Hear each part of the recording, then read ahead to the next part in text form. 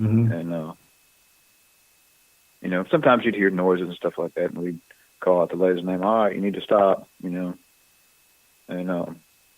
but I don't know. As far as attachments, I haven't gotten anything.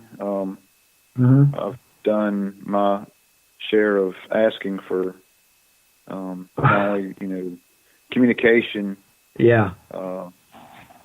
Give us a sign that you're here, noise, whatever, which I've gotten some on cue. I've asked to be touched or scratched or whatever, and I've yet. And of course, probably some of you listeners are like, "Are you crazy?" Be careful what you wish for. But I mean, I've done it several times, and some of the worst places you can probably think of, like Bobby Mackey's. Oh Lord. You were. I did it in Bobby Mackey's. I did it on top of the supposed well. I knew you were going to say that. I know you like dancing with the devil sometimes, don't you? Yeah, I mean, I did an EVP session right there on which they filled it in now. Is it? Yeah. Okay. And I was right on top of where the hole was at, and down there, and Doyle and Dr. Jim Clausen was sitting there watching me videoing, and I sit there and called everything in the book, and nothing happened.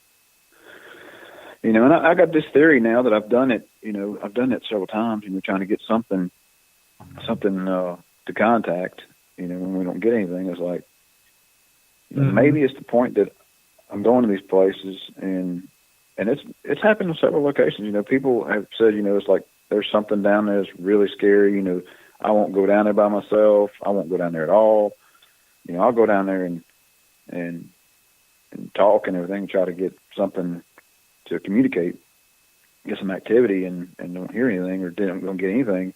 I'm thinking about it this past Christmas and all that, going through holidays, just sitting here pondering. It's like, maybe the fact is that I'm not scared, or they don't sense the fear and all that, but maybe that's why. So my theory is now I'm gonna try to act like I'm a little more scared than normal. Let me ask you this, Donald. When you investigate, do you usually do 1 night, 2 nights, 3 nights, or what's your process on that? Oh man, most of the time, it's 1 night, because of the travel. A lot of places that we go to, we travel anywhere from, right around here in this area. Of course, we got a location here that we just opened up, or I say that just got opened up. An old funeral home here that the owners, they moved their business to another location in town because of the building, and they're trying to sell the building now, but it's up for sale. But while it's for sale, and it's not really, it's not like they're knocking doors down trying to buy the place, or even trying to sell it. Right. Is that the building that you had a live video? You guys were doing an investigation a couple of weeks ago. Yeah. Okay. Old Southern Funeral Home. Yeah, there is a spirit or two floating around in there. Let me tell you. Yeah, we've gotten some good stuff out of there so far. We've only investigated 3 times in there. I was curious. I was just going to say, I watched that video and you guys were doing live, and I could sense a couple spirits. I never touched base with you on that. What kind of evidence did you get that night from? I never found out. Well, what are you sensing there? Well, what kind of spirits do you sense? I kind of seen an older man. Older man, had gray hair, and a little bit balding. He was back there in the corner, kind of not hiding, but just kind of staying back just kind of backing away. And I sensed another one, but go ahead. Let me ask you on this: on the male, where did you sense him? Was it a big open room? Was it a small room? There was a room, and then there was a glass, like you could see through glass on the other side of the room. And that's where I seen him in the other room, through like a glass, like the wall was half glass or something. I can't remember, but it was like I could see him on the other side of that room in the other room. Was it a big open room? Yeah, it was open, and I think there was a chair in the corner. Go ahead. Was this the one with the K2 hits? Yeah, it coincided. Yes, there was a bunch of K2 hits. You had one of your teammates in there, kind of a bigger gentleman. I think he was operating. Yeah, that's Kyle. Yeah, it was Kyle. I think he was operating the K2, and I could sense a spirit. And I kind of seen him a little bit back in the corner. Mm-hmm. He wasn't bad or anything. He's just kind of sitting there taking it all in, kind of, so to speak. You know? Yeah. Well, I mean, to answer your question, the first night we were there, which we really didn't expect to get anything. You know, it's never been investigated before until we had gotten in there that night. Right. We've always heard a bunch of stories and stuff of something being in there. So that's what kind of drew our curiosity. And of course, we knew the owner and all real well. And I was, talking to Doyle. I've talked to him, for, a couple of months about it. So why don't you just ask him? All I can do is say no. Right. And it's like, right. Good point. And he just happened to come into his shop one day, his gun shop, when Doyle had the gun shop open. And I was like, just kind of talking, and it's like, yeah, we could probably do that. And then, of course, we had talked the idea. It's like, look, if we can prove something there's something in there. We get some evidence from stuff in there, and got some validity to the validation to the claims and all that from some of the people.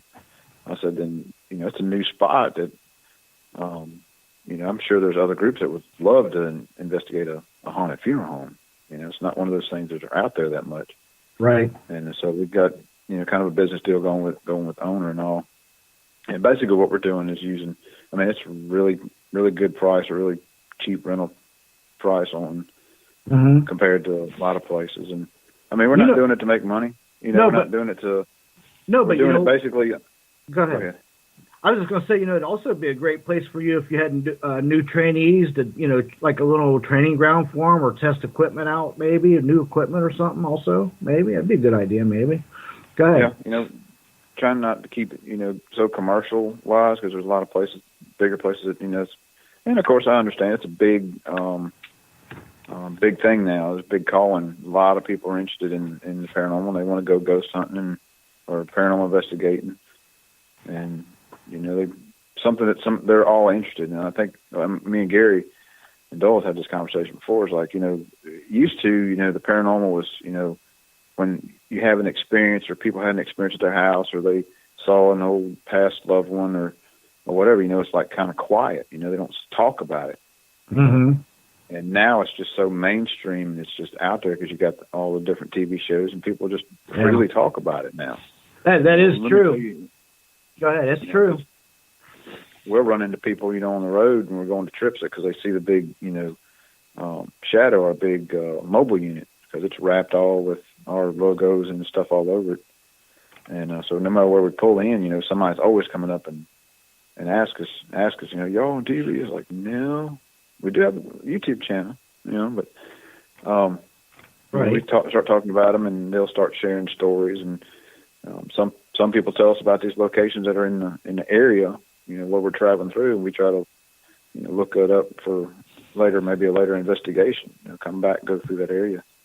Let me put you on hold right there for 1 minute, Donald. I want to tell all my live viewers on Facebook Live, hey, transfer over onto www.nightdreamstalkradio.com and continue listening in on this great conversation with a great guest, Donald Martin.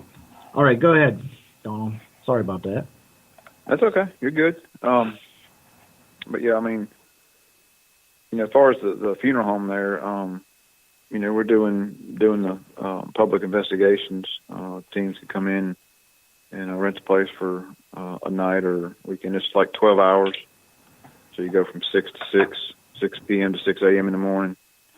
And you pretty much got the whole building to yourself. And we kind of, want to kind of cater it to other groups. Like, in other words, if we're going to a location and renting it out for the night, we want to run it till how we would want the place to be, or the hospitality part of it, and what are we looking for when we go. We kind of cater it to that because we've had some great experiences at a lot of places that we've went to, and we've had some not so great places. Right. But for the most part, everybody's pretty hospitable on the go. Surreal Weed House, where Nick Wood, he was the one running it at the time. We've been there twice, and we were there. I'm trying to think of, it wasn't last year; it was the year before, I think.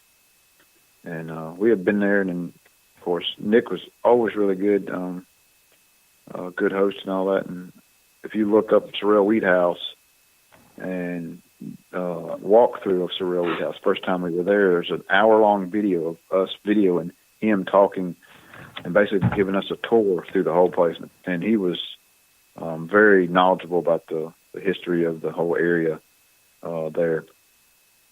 That was really good investigation. We were the first ones to be allowed to go into a basement of the carriage house that they had discovered. They had the place for 10 years doing this and had a busted pipe. And they were digging up the garden, or the outside, not really a garden, it's a courtyard. And they were digging it up, and they found some steps underneath the carriage house. So they started digging that out, and they found a secret room down underneath the carriage house. And they found a chest in there that was cemented into the ground. They opened it up, and there was a bunch of old journals and pictures and just all this other different stuff of the families around the Savannah, Georgia area at that time period. And in that box, they found another box. Oh, wow. That was in there. And they opened that box up, and it had an original drafting of the surrender letter during the Civil War. Oh, my. Wow. They've had it all authenticated and all that, and it's actually hanging up in the